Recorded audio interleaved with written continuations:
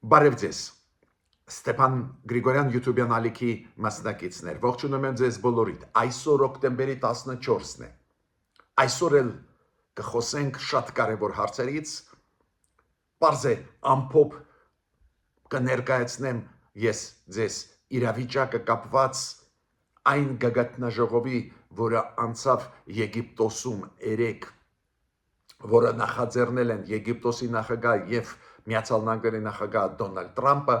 այստեղ շատ լուրջ զարգացումներ են գնում ոչ միայն այն կոնտեքստում, որ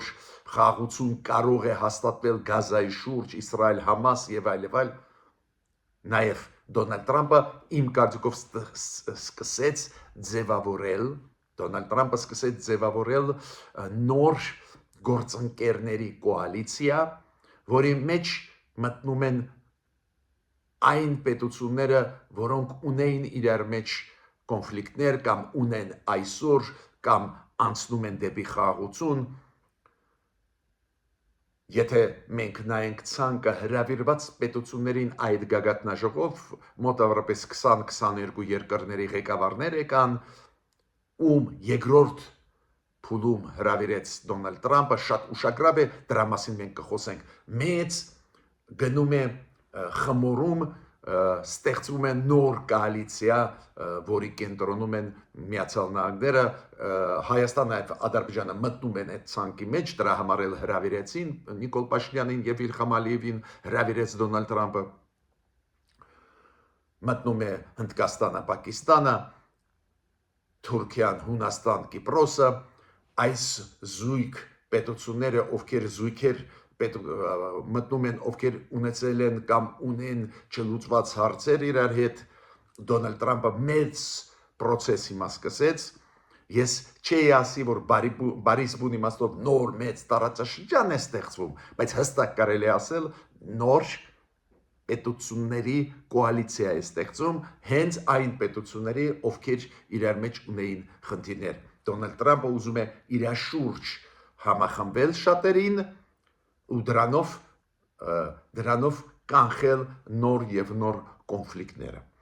Լուրջ process է, դրա մասին անպայման մենք կխոսեմ ու արդյունքների մասին այս առաջի փուլի պայմանավորվածության Իսրայել-Համաս ինչ դա տվեց։ Անպայման այսօր մենք կխոսենք այն աջակցությանը, որը ստանում է Ուկրաինան Միացյալ Նահանգներից եւ Եվրոպայից։ Գիտեք, այդ օրինակը մեզ պետք է ոչ միայն այն պատճառով, ինչ կկատարվի Ուկրաինայի հետ, կտարածվի Հարավային Կովկասի երկրների վրա, նաև Հայաստանի վրա, այդ բոլորս հասկանում ենք այդ կարևորությունը,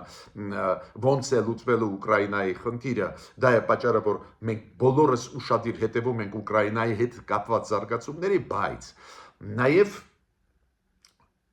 Ուկրաինայի օրինակը ցույց է տալիս, ինչ է նշանակում իսկական դաշնակիցը։ Ոնց են օգնում եվրոպական երկրները եւ Միացյալ Նահանգները Ուկրաինային ու գիտեք ուրբաթ օրը պլանավորում է Վաշինգտոնում հանդիպում Զելենսկի Թրամփ, որտեղ որ լրջագույն մի որոշում պետք է ընդունվի, Ռուսաստանը խառնված է, սպառդալիքները հիմա ոչ միայն Ուկրաինայի ուղղությամբ ու Եվրոպայի, նաեւ սկսեց Ռուսաստանը սպառնալ Թրամփին բարի սպուն իմաստով։ Անպայման ես այսօր էլ կանդրադառնալ ներքին քաղաքական զարգացումների, դուք գիտեք, մեր բեռնատար մեքենաների վարորդները բողոքի ակցիա անցկացրեցին, այդ ինչ որոշում ընդունեց Ռուսաստանը, որ մարդիկ ստիպված էին մեր կառավարության շենքի դեմ բողոքի ակցիա կազմակերպել, կխոսենք, Ռուսաստանը խախտում է ԵԱՏՄ-ի խաղի կանոնները, ես պնդում եմ գրեիկ ձևով, պրիմիտիվ ձևով, բայց խախտում է, դրա մասին անպայման կխոսենք ու կխոսենք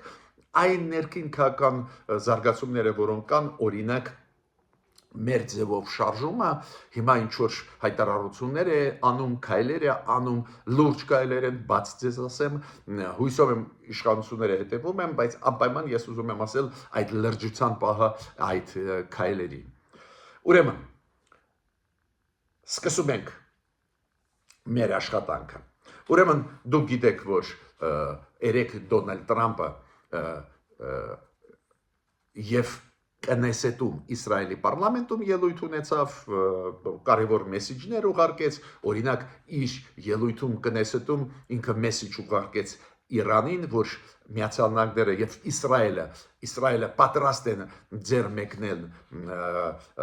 Իրանին, եթե Իրանը համաձայնվի, Իրանը հրաժարվեց գալ այս գագաթնաժողովին Գազայում խաղաղության հաստատման հետ կապված, որը երեկել անցավ Եգիպտոսում հրաժարվեց Իրանը, Իրանին իրոք հրավիրեցին ու դա պարզ է որ իրոք հրավիրեցին հենց Դոնալդ Թրամփի ելույթից Կնեսետում, որտեղ ինքը ասեց մենք պատրաստ ենք ու Իսրայելը պատրաստ է ձեռք մեկնել Իրանին, որ խաղաղություն հաստատվի մեր տարածաշրջանում, որ համագործակցություն լինի, որ Իրանի քաղաքականությունը Իսրայելի նկատմամբ նաև փոխվի։ Ես պետք է ասեմ, որ այդ մեսեջները ակնհայտ է պարզ են, Իրանը բացատրություն տվեց պաշտոնական մակարդակով, ինչի չեկավ այդ գագաթնաժողով, համարելով, որ այն հարձակումը, որը եղել էր նախկինում Իրանի դեմ, նաև այդ Միացյալ Նահանգների կողմից, դա աններելի է ու իրանք չեն համարում այն երկրի հետ գործ ունենալ այս փուլում, որը հարձակվել է իրանց վրա, նկատի ունեն պարզ է Միացյալ Նահանգների քայլերը, Միացյալ Նահանգների քաղաքականությունը, բայց ցանկացած դեպքում այս մեսեջները Միացյալ Նահանգների ես դրական եմ համարում։ Ես պետք է նաև ասեմ, որ Թրամփը հայտարարություն արեց երեք, որ պատերազմը Գազայում ավարտվել է, նույնիսկ Համաս խմբավորման ղեկավարությունը ողջունեց այդ հայտարարությունը Թրամփի, որ պատերազմը ավարտվել է։ Համասը հույսով է, որ Իսրայելը այս փոխանակումից հետո պատանդ վերցրած իսրայելցիների եւ պաղեստինցիներին, որոնք գտնվում էին բանտերում Իսրայելի, դրանից հետո Իսրայելը ռազմական գործողություններ չի ծավալի, դա է պատճառը, որ իրենք ողջունեցին այդ խոսքերը Դոնալդ Թրամփի, որ պատերազմը ավարտվել է։ Բայց արդյունքը որն էր առաջի փուլի, դա միայն առաջի փուլն է Իսրայել-Համաս պայմանավորվածությունների։ Իսրայելը իր զորքերը հետ քաշեց ոչ թե ամբողջ Գազայից, ինչ որ գծերից հետ քաշվեց, ինչ որ տեղերից Համասը վերադարձրեց բոլոր 20 պատանդ վերցրած ու սաղ մնացած, ողջ մնացած իսրայելցիներին, սկզբից 7-ին տվեցին, հետո 13-ին, ուրեմն ողջունում եք, դա իրոք շատ լավ է, Իսրայելը իր կողմից մոտավորապես 2000 պաղեստինցի իր բանտերից վերադարձրեց, ազատեց, վերադարձրեց Գազա, վերադարձրեց Պաղեստինի ղեկավարներին կամ Գազայում Համասի խմբավորմանը, ուրեմն այս մասը երկու կողմներն էլ կատարեցին, ինչը շատ կարևոր է, հիշում եք ես ասել եմ, որ շատ վախում են, որ եթե մի սխալ լինի, դա լուրջ հետևանքների կարող է բերել նորից պատերազմական գործողություն, նորից լարված իրավիճակ, Նետանյախուն, վարչապետը Իսրայելի հաստատեց, որ Համասը բոլոր 20 մարդկանց սաղ ողջ մնացած իսրայելցիներին վերադարձրեց, բայց այն կազմակերպությունները, որոնք Իսրայելում զբաղվում են այ ձիակների հարցերով, քանի որ 28 մոտավորապես, ասում են 26 կամ 28 ձիակ, то есть իսրայելցի ովքեր մերել են, Համասը խոստում տվեց ձիակները վերադարձնել, բայց վերադարձրեց փոքր թվով ձիակներ իսրայելցիներին ու այն կազմակերպությունները, որոնք այս հարցով են զբաղվում, աղազանգում էին, որ Համասը ամբողջությամբ դեռ չի կատարել իր պարտավորությունները։ Չգիտեմ, դա առիթ կդառնա, որ Իսրայելը ինչ որ գործողություններ ծավալի այս զարգացումներից հետո, այս խաղաղության գագաթնաժողովից հետո, թե ոչ ժամանակը ցույց կտա, բայց ցանկացած դեպքում ողջ մնացած 20 իսրայելցի վերադարձել են տուն Իսրայել։ Միացյալ Նահանգների նախագահն շատ ու շատ մտքերով կիսվեց, նաև ինքը մեսիջ ուղարկեց, որ ամերիկացիք չեն պլանավորում կռվել, հա, ամերիկացիք ուղարկեցին ու հիմա գնում է այդ process-ը 200 զինվոր Իսրայել, Եգիպտոսի ղեկավարությունը պահանջում է, որ ամերիկացիք նաև իրենց զինվորներին ուղարկեն նաև Գազա, ամերիկացիք չեն ուզում տեղավորվել Գազայում, ամերիկացիք առաջարկում են Քաթարին, Թուրքիային եւ Եգիպտոսին, որ իրանց զինվորներին այդ միջազգային կոնտինգենտը այդ 3 երկրների տեղավորեն Գազայում, ամերիկացիք տեղավորեն իրենց զինվորներին Իսրայելում ու այդպես կհետևեն զինադատարի, բայց Եգիպտոսի նախագահան ասեց ոչ, պետք է շարունակել ճնշում գործադրել Համասի վրա եւ Իսրայելի վրա, որ պատերազմ չլինի, դա է պատճառը, որ ամերիկացիք նաեւ Գազայում պետք է իրենց զինվորներին տեղակայեն։ Ես պետք է ասեմ, որ գագաթնաժողովում կարևոր փաստաթուղթ ստորագրվեց խաղաղության մասին Գազայում, որը ստորագրեցին ամերիկացիք, քաթարցիք, Եգիպտոսը եւ Թուրքիան, Իսրայելը եւ Համասը չեն ստորագրել, իրանք ստորագրեցին, հիշում եք, առաջի փուլը խաղաղության ու զինադատարի ստորագրեցին, բայց այդտեղ իրանք չեն ստորագրել, այդ մեծ խաղաղության պայմանագիրը իրանք չեն ստորագրել, ստորագրեցին երաշխավորները այդ Իսրայելի կողմից երաշխավորը Ամերիկան է ստորագրեց փաստաթուղթը, Համասի կողմից երաշխավորները Թուրքիան էր, Քաթարը եւ Եգիպտոսը։ Թրամփը իր ելույթում գագաթնաժողովի ժամանակ հիշեցրեց Հայաստան-Ադրբեջան խաղաղության այդ process-ի մասին, այնք ասեց պատերազմը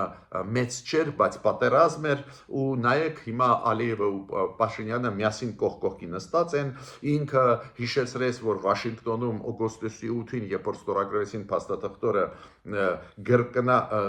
գրկախառնվում էին Ալիևը Փաշինյանի հետ, հիմա իրանք ընկերներ են եւ այլ, մի քիչ ավելի օպտիմիստիկ ներկայացրեց իրավիճակը, բայց իրոք պետք է ճիշտ ասենք, որ Դոնալդ Թրամփը մեծ գործ արեց օգոստոսի 8-ի հետ կապված, որ Հայաստանը եւ Ադրբեջանը նախաստորագրեցին խաղաղության պայմանագիրը, հիշում եք համատեղ հռչակագիր ստորագրեցին, պարզ է, որ այդ քայլերը սահմանափակում են հնարավորություն կտրուկ սահմանափակում են ռազմական գործողությունների հնարավորությունը մեր տարածաշրջանում, բայց ինքը մի քիչ ճոխացրեց, ներկայացրեց այդպես, որ հիմա մեր ղեկավարները ընկերներ դարձան եւ այլ, բայց ինչն է ստեղ կարևոր։ Մեծ process է համաշխարհային մակարդակի գնում Գազայի շուրջ, նաև Եգիպտոսի գագաթնաժողովը երեկվա ցույց է տալիս, որ համաշխարհային մակարդակի process է գնում ու նույն Դոնալդ Թրամփը, որը գլխավոր դեմքն է այդ խաղաղության process-ի Գազայում, հիշեցնում է Հայաստանի եւ Ադրբեջանի մասին, նաև Հայաստանը անունը ներկայացվում է որպես դրական, որպես խաղաղության ձգտող պետություն, Նիկոլ Փաշինյանը, պարզ է, Նիկոլ Փաշինյանը այնտեղ բարևեց Դոնալդ Թրամփի հետ ու գրառում արեց, որ պատիվ ունեցել եմ ստանալ սոցցանցերում Նիկոլ Փաշինյանը գրառում արեց պատիվ ունեցել եմ ստանալ հրավեր Դոնալդ Թրամփի կողմից եւ մասնակցել խաղաղության գագաթնաժողովին, այն խաղաղությանը, որը նվիրված է Գազայի խաղաղությանը, Գազայի process-ում, Նիկոլ Փաշինյանը նաեւ ասեց, որ շփվել է Իլհամ Ալիևի հետ, դու գիտեք Արարատ Միրզոյանը, որը պատվիրակության մեջ էր հայկական մեր արտգործնախարարը նաեւ շփվեց Բայրամովի հետ, արտգործնախարարի հետ Ադրբեջանի մեծ process է գնում, որտեղ որ մենք կանք, դա շատ կարևոր է, շատ ողջունում եմ, որ մերոնք գնացին Եգիպտոս, շատ ողջունում եմ Դոնալդ Թրամփին, որ հրավիրեց Հայաստանը այս մեծագույն, լրջագույն process-ի մեջ։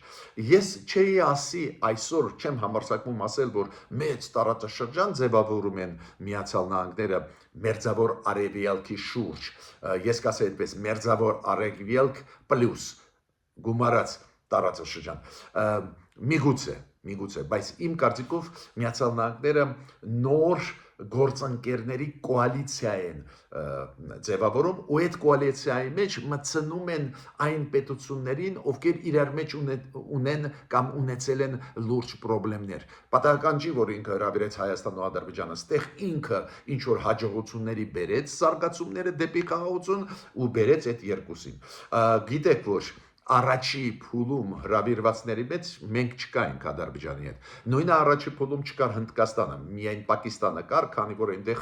բանակցությունների ժամանակ ինչ որ աջակցություն անում էր, որ Համասը Իսրայելի հետ լեզու գտնեն։ Պակիստանը առաջի հրավիրյալների մեջ կար, բայց հետո ինքը Դոնալդ Տրամպը Հնդկաստանն էլ հրավիրեց, որ այդ զույգը Պակիստան-Հնդկաստան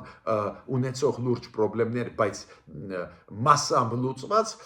ինքը իրանց էլ ներգրավում է։ Պարզե Թուրքիան կար, քանի որ Թուրքիան միջնորդի դերում էր օֆիցիալ, Թուրքիան կար, բայց Հունաստանը, Կիպրոսը չկային։ Դոնալդ Տրամպը երկրորդ փուլով հրավիրեց նաև Հունաստանը եւ Կիպրոսը։ Ուրեմն ես տեսնում եմ այդպես քաղաքականություն Միացյալ Նահանգների Դոնալդ Տրամպի այդ մեծ նոր կոալիցիա գործընկերների ձևավորել, հենց այն գործընկերների ում միջև կային խնդիրներ։ Հայաստան, Ադրբեջան, Հնդկաստան, Պակիստան ու շատ հարցեր դեռ չեն լուծվել, բայց գոնե դեպի խաղաղություն գնում են process-ներ։ Նույնը Թուրքիա, Կիպրոս, Հունաստան։ Պատահական այդ ընտրություն չի կատարել Տրամպը։ Գիտակցված էին իր թիմը այդ քայլերը արեց, պարզ է այդ գագաթնաժողովում Կաթարը կար, Էմիրատները կային, Եգիպտոսը կար, քանի որ հենց իրանք միջնորդ էին, Ֆրանսիան լրջագույն միջնորդություն էր կատարում, հիշում եք Սաուդյան Արաբիայի հետ մի պահ իրանք են գլխավոր դերում, պարզ է Դոնալդ Տրամպը դա գնահատեց, Ֆրանսիան կար, Գերմանիան, Մեծ Բրիտանիան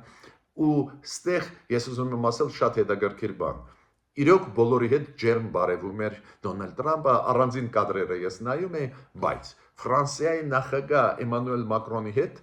ինքը բարևում էր, այդ ձեր սեղմումը տևեց 27 վայրկյան, պատկերացնում եք,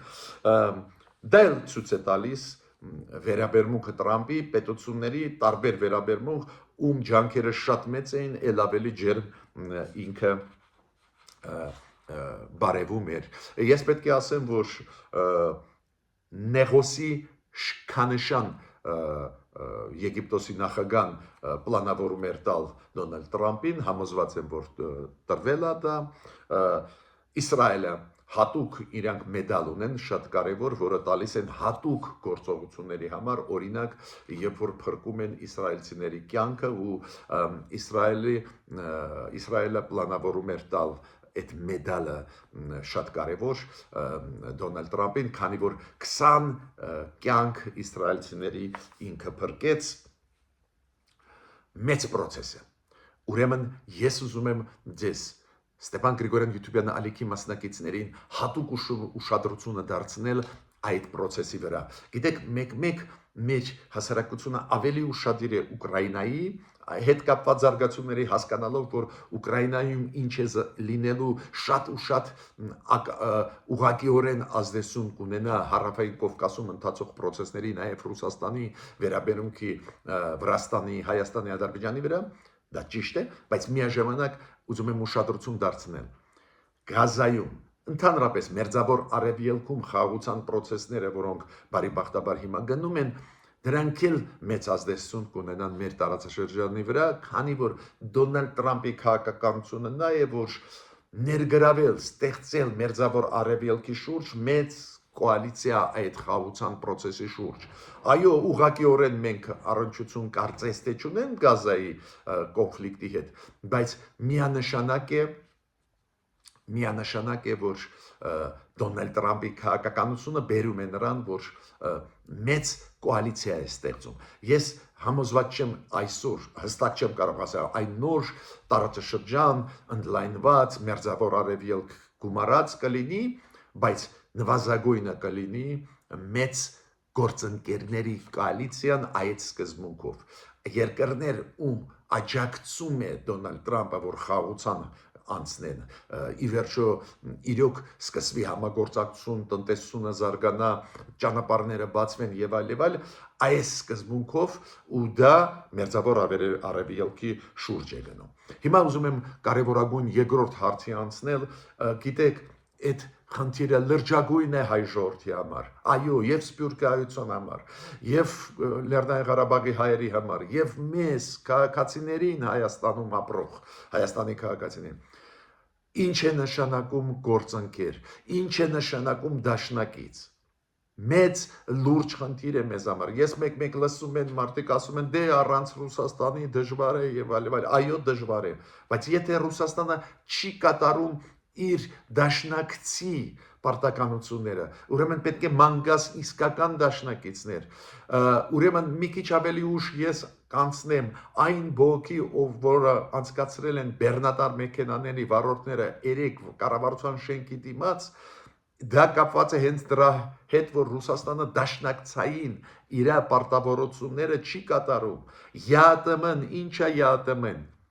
Դա տնտեսական միավորում է, որտեղ որ բոլոր 5 երկրների միջև պետք է անխոչնդոտ տրանսպորտը աշխատի, անխոչնդոտ բեռնափոխադրում լինի, անխոչնդոտ մարդկանց ելք ու մուտքը լինի, հասկանում եք, հակառակ դեպքում դա անիմաստ է։ Եվրոմիությունը մեզ դեպի բաներ չեն լինում, Եվրոմիությունն էլ դա մաքսային միություն է, դա ընդհանուր շուկա է, այնտեղ ես չեմ լսել, որ մեքենան չկարողանա Գերմանիայից մտնի Ավստրիա կամ Ավստրիայից մտնի Չեխիա կամ Չեխիայից մտնի չգիտեմ ուր,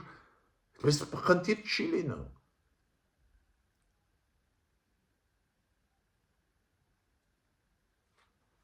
Օրինակ, այն խնդիրները, որոնք առաջացել են մեր վարորդների մոտ, հենց նրան հետ է կապված, որ բեռնափոխադրումը խոչընդոտում է Ռուսաստանը, ուրեմն խախտում է ԵԱՏՄ-ի խաղի կանոնները, ֆիքսված ԵԱՏՄ-ի կանոնադրության մեջ, խախտում է իրավունքը քաղաքացիների Հայաստանի, Ղազախստանի, Ղրղստանի, Բելարուսի եւ Ռուսաստանի, ովքեր ազատ ուզում են տեղաշարժվել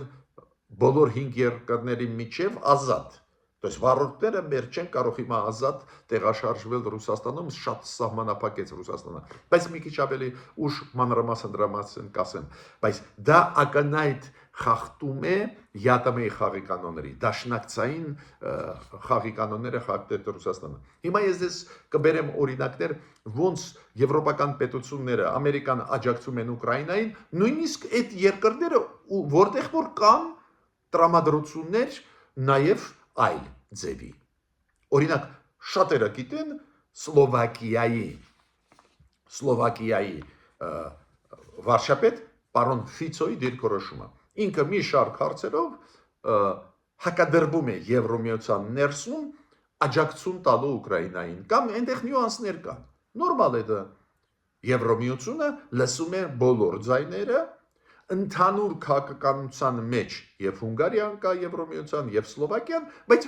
ունեն վերապահումներ։ Բայց նույնիսկ վերապահում ունեցող ոնց պետք է աջակցել Ուկրաինային պետությունը կատարում է իր պարտականությունները դաշնակցու արչեւ, քանի որ Եվրոմիությունը դաշնակից է Ուկրաինայի հետ։ Ուկրաինան տեխնացու պետություն է, դա նշանակում է, որ իրանք գրեթե դաշնակցային հարաբերությունների մեջ է կամ ստրատեգիկ հարաբերությունների մեջ են, քանի որ Ուկրաինան եւ ազատ առևտրի գոտու մեջ է Եվրոմիության հետ եւ տեխնացու պետությունը։ Ու Սլովակիան լրջագույն ականազերծման հետ կապված աջակցություն է հիմա տալիս Ուկրաինային, ռազմատեխնիկան են տալիս եւ այլ եւ այլ։ Նույնը Հոլանդիան, Եվրոմիության անդամ պետություն, հերթական աջակցություն Ուկրաինային տվեց, իրանք ռազմական նավեր տվեցին, որոնք զբաղվում են ականազերծման հարցերով,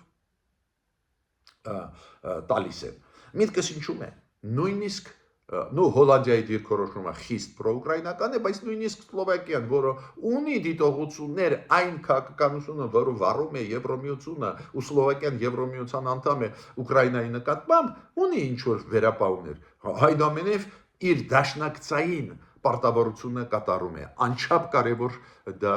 միտք է, որը ուզում էի ձեզ հասցնել։ Դուք գիտեք, որ հիմա պարոն Զելենսկին նախագահն Ուկրաինային ուրբաթ օրը կլինի Վաշինգտոնում հանդիպում է Տրամպի հետ, Դոնալդ Տրամպը պլանավորում է եւ հակաօդային համակարգը ուժեղացնել Ուկրաինայի, քանի որ Ռուսաստանը միջև ձմերը գալը ուզում է ոչնչացնել Ուկրաինայի զգալի մասը էներգետիկ օբյեկտների, ամերիկացիք հիմա հակաօդային համակարգ պետք է ուժեղացնեն, Դոնալդ Տրամպը համաձայնվեց, փոխվում է Դոնալդ Տրամպի քաղաքականությունը Ռուսաստանի նկատմամբ, քանի որ Ռուսաստանը անընդհատ գծում է Դոնալդ Տրամպին ու հիմա այդ հանդիպման ժամանակ ու երկրորդը տոմագավկ հերահար հրթիռների հարցն է քննարկվելու, գրեթե որոշումը կա, որ Ամերիկան տա այդ հերահար հրթիռներ։ Ինչ եմ ուզում ասել, այս են դաշնակիցները, ռազմավարական ստրատեգիկ դաշնակիցները։ Այո, նյուանսներ կան միշտ, իրանք ուզում են խաղաղություն, ուզում են ստիմուլ տան Ռուսաստանն էլ խաղաղությունը ստորագրի, բայց միանշանակ աջակցում են Ուկրաինային։ Ինչը մենք Ռուսաստանի կողմեն չենք տեսե Հայաստանի նկատմամբ այս նվազագույն այս վերջի 5-6 տարվա ընթացքում։ Ռուսաստանը շատ մտահոգված է, որ տոմագավկ հերահար հրթիռներ կարող են հասնել Ուկրաինային, քանի որ այդ հրթիռները շատ ուժեղ զենք է, շատ դիպուկ հստակ հարվածները հասնում են նպատակին, դա է պատճառը Ռուսաստանը ու հերահար են Մոսկվայի օբյեկտներին կարող են հասնել ռազմական ռուսական, դա է պատճառը, որ շատ մտահոգված է, Պեսկովը ուղղակիորեն սպառնում էր, որ դա հետևանքներ կունենա, Դմիտրի Մեդվեդևը նախկին նախագահ Ռուսաստանի, որը պարբերաբար շատ հետաքրքիր օրիգինալ հայտարարություններով հանդես է գալիս, ասեց, որ այն խաղաղասեր բիզնեսմենը, Տրամպի մասին էր խոսում, խաղաղասեր բիզնեսմենը պետք է հասկանա, որ եթե տամագավկը տա Ուկրաինային, իր անձամբ իր համար հետևանքներ կլինեն, նու սպառնում է անձամբ Տրամպին, ինքը ասում է Ռուսաստանը, որ պատերազմ կշարունակվի Պաղեստինում, միջև Պաղեստինը չճանաչվի որպես անկախ պետություն, ակնհայտ է, որ Ռուսաստանը չի ուզում, որ լուծվի խաղաղություն լինի Մերձավոր Արևելքում,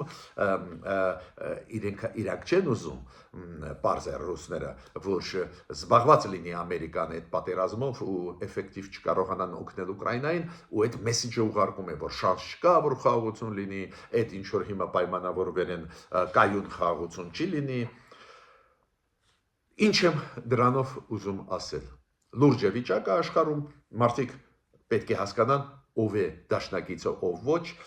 իդեպ ասեմ ձեզ, ես շատ ուշադիր հետևում եմ ինչ են ասում Բալտյան երկրների ղեկավարները, Լեհաստանի, Ֆինլանդիայի, ովքեր անմիջական սահման ունեն Ռուսաստանի հետ, մտահոգված են, օրինակ Էստոնիան աղազանգում է, որ բավական մեծ ռազմական ռուսական կոնտինգենտ մոտիկացավ իրանց սահմաններին։ Իրոք Ռուսաստանը բարդ քաղաքականություն է վարում, բայց ինչ ասեց Գերմանիայի հետախուզության ծառայության ղեկավարը ապշեցուցիչ էր։ Ինքը ասում է, սխալ են ասում, որ Ռուսաստանը պատրաստ կլինի մեծ պատերազմի մոտավորապես 2028-29 թվականներին, այդ սխալ է, այդ գնահատականը ասում է մենք լսել ենք, ու իրոք կան փորձագետներ, կան վերլուծական լրջագույն ինստիտուտներ Ամերիկայում, Եվրոպայում, ովքեր ասում են Ռուսաստանը հիմա շատ լուրջ զինվում է եւ 2028-29 թվականներին կարող է հարձակումանի ՆԱՏՕ-ի անդամ պետությունների վրա նույնիսկ, բայց գերմանացիք ասում են Ռուսաստանը ավելի շուտ պատրաստ կլինի ու հետախուզության ղեկավարը Գերմանիայի պատկերացնում եք ասում է, որ քանի որ Ռուսաստանը ուզում է պարակտի Եվրոպան, ուզում է թուլացնի ՆԱՏՕ-ն, ու այդ քայլերը մենք տեսնում ենք, որ ներսում խնդիրներ առանձին դեպքերում ՆԱՏՕ-ի ներսում առաջանում են, դա նշանակում է, որ Ռուսաստանը եթե պահը բռնի, որ կարող է խաղալ այդ հակասությունների վրա, որոնք մասամբ կան ՆԱՏՕ-ում, Եվրոմիությունում, տարբեր հարցերի շուրջ, նաև Ռուսաստանի նկատմամբ քաղաքականության շուրջ, պատժամիջոցների նկատմամբ, օրինակ Հունգարիայի նախագահան դեմ է, որ ուժեղացվեն այդ պատժամիջոցները, Ռուսաստանը կարող է օգտագործել ու ավելի շուտ սկսել իր ռազմական գործողությունները ՆԱՏՕ-ի դեմ։ Գիտեք, Գերմանիայի պաշտոնյա ասածը ես չեմ թաքցնում, շատ լուրջ եմ ընդունում։ Հիմա Այ երբ որ ես ձեզ այդ հատվածը բերեցի, պատահական չէ, որ բերեցի։ Ինչ է դաշնակիցը։ Տեսանք Տրամպը ուներ առանձնակահատուկ լավ վերաբերմունք Պուտինի նկատմամբ։ Տրամպը անում էր քայլեր Պուտինի նկատմամբ, նույնիսկ մի զարմացած ենք ասում եք Տրամփ խի էս անում, Պուտինը չի ուզում խաղաղություն։ Հիմա երբ որ Տրամպը համոզվեց, որ Պուտինը չի ուզում խաղաղություն, սկսեց աջակցել Ուկրաինային լրջագույնս։ Էս է դաշնակիցը։ Հիմա նայենք ինչ անում Ռուսաստանում։ Ուրեմն Ռուսաստանում որոշում ընդունվեց, պարլամենտով անցավ, Պետդումայով, որի համաձայն։ Դու գիտեք ոնց է, եթե մարդը մտնում է Եվրոպա, օրինակ, ունի Շենգեն վիզա, Հայաստանի քաղաքացի, մտնում է Եվրոպա, ինքը կես տարվա մեջ պետք է 90 օր ունի ապրելու Եվրոպայում կամ գործ անելու։ Ամեն կես տարի 90 օր ինքը իրավունք ունի։ Եթե ավելա մնում, ուրեմն խախտել է խաղի կանոնները վիզային։ Ռուսաստանում էլ նույնն էր, օրինակ, միգրանտը Հայաստանից, Հայաստանի քաղաքացին մտնում է Ռուսաստան, չգիտեմ, գործերով, բիզնեսով, բանով 90 օր ամեն կես տարվա ընթացքում ունեցել է։ Ես այն հայերի, Հայաստանի քաղաքացիների մասին չեմ ասում, ովքեր ունեն իրավունք աշխատելու Ռուսաստանում։ Իրավունք ունեն աշխատելու, մի տարով, երկու տարով աշխատում են։ Հետո երկարաձգում են, եթե քաղաքացի չեն դառնում, ասենք քաղաքացի մնում են Հայաստանի, իրավունք ունեն ամեն կես տարի 90 օր ապրել։ Եթե ունեն իրավունք աշխատելու, այս ձևի սահմանափակում չկա, բայց եթե իրավունք չունի մարդը աշխատելու Ռուսաստանում, Հայաստանի քաղաքացի կարող է մտնել ամեն կես տարի 30 օր ապրել Ռուսաստանում առանց խոչընդոտի։ Բայց հիմա Ռուսաստանը փոխեց։ Փոխարեն կես տարում մի տարվա ընթացքում միայն 90 օր տրվում է։ Այդպես նախկինում փաստորեն ստացվում է, որ մի տարվա ընթացքում 180 օր կարող էր ապրել հայը Ռուսաստանում գործ անել, նույն բեռնատար մեքենաների վարորդները, որոնք մտնում են Ռուսաստան, բեռներ են տանում, հետո վերադառնում են, նորից տանում են բեռներ, նախկինում տարվա կատարվածքով 180 օր ունեին առանց խոչընդոտ։ Հիմա դարձրեցին 90 օր։ Դա միանշանակ խախտում է ԵԱՏՄ-ի խաղի կանոնները։ Որն են այդ գլխավոր խաղի կանոնները։ ԵԱՏՄ-ն դա ընդհանուր ազատ առևտրի գոտի է։ Ասոցիացիա է այդ 5 երկրների։ Ուրեմն անխոչընդոտ բեռները պետք է մտնեն դուրս գան Հայաստանից Ռուսաստան, այլ ԵԱՏՄ երկրներ, անխոչընդոտ մարդիկ պետք է մտնեն դուրս գան։ Հիմա Ռուսաստանը ստեղծեց նոր խոչընդոտներ Հայաստանի քաղաքացիների համար։ Ու մեր բեռնատար մեքենաների վարորդները երեք կառավարության շենքի դիմաց անցկացրեցին բողոքի ակցիան, ճիշտ ասած, նաև իմ կարծիքով ճիշտ կլիներ անցկացնել բողոքի ակցիան նաև Ռուսաստանի դեսպանատան դիմաց, քանի որ Ռուսաստանը այդ որոշումը ընդունեց, այլ ոչ թե մեր կառավարությունը, բայց բողոքի ակցիաների անդամները, վարորդները ինչ են ասում։ Ասում են, որ մեր կառավարությունը թող դիմի Ռուսաստանին, որ Ռուսաստանը այդ որոշումը փոխի, քանի որ իրենք ասում են, օրինակ Ղազախստանի պարլամենտը այդ հարցը դրեց, իրենց քաղաքացիների համար թույլ տրվեց հին ձևով աշխատել։ Ինչու՞, մեր վարորդները ինչ են ասում։ Մենք լինում է, որ 20 օր սպասում ենք վերին Լարսում, սպասում ենք, որ մուտք տան։ Մտնում ենք ու սպասելով օրեր կորցնում ենք, հետո մտնում ենք, երբ որ վերադառնում ենք, այդ 90 օրվա սահմանափակումը խախտում ենք, ուրեմն 180 օր պետք է լինի, 90 օր քիչ է բիզնես անելու, ապրանքը հասցնելու Ռուսաստանի տարածք, վերադառնալու կամ հակառակը ռուսական ապրանքը բերել Հայաստան։ Հասկանալի պահանջ է, բայց նաև պետք է պահանջեն մեր վարորդները Ռուսաստանից։ Ռուսաստանի դեսպանատան տանել ճիշտ է, հասցնել այդ բողոքը, ոչ միայն մեր կառավարությունը։ Մեր կառավարությունը իմ կարծիքով պետք է իրոք տարբեր խողովակներով դիմի Ռուսաստանին ու հարց բացատրի ինչի հետ են կապված այդ սահմանափակումները։ Բայց գլխավոր միտքը ու այդ օրինակը, որը ես բերում եմ, կապված է մենակ մեկ հարցի հետ։ Ռուսաստանը վստահելի գործընկեր չի ու վերջ։ Ռուսաստանը ընդունում է օրենքներ, որոնք հակասում են Եվրասիական տնտեսական միացան խաղի կանոններին։ Խոչընդոտ է ստեղծում այդ 5 երկրների միջև ազատ առևտրի գոտու զարգացմանը։ Խոչընդոտ են ստեղծում մարդկանց միջև շփումը խստացում են խաղի կանոնները ու դա այո ԵԱՏՄ-ի դեմ է ԵԱՏՄ-ի խաղի կանոնների դա է պատճառը որ մենք միշտ կառավարության ասում ենք մի սպասի ոչ մի բան հյուսիսից լավ բան Ռուսաստանն էլ բարդ վիճակում է միգրացիոն օրենսդրությունը խստացնում է ուրեմն ինչքան կարելի է շուտ մանեկեք այլընտրակային շուկաներ Այսօրվա ելույթը ես ավարտեցի խնդրում եմ բաժանորդագրվել կիսվել լայքել միշտ նոր հանդիպումներ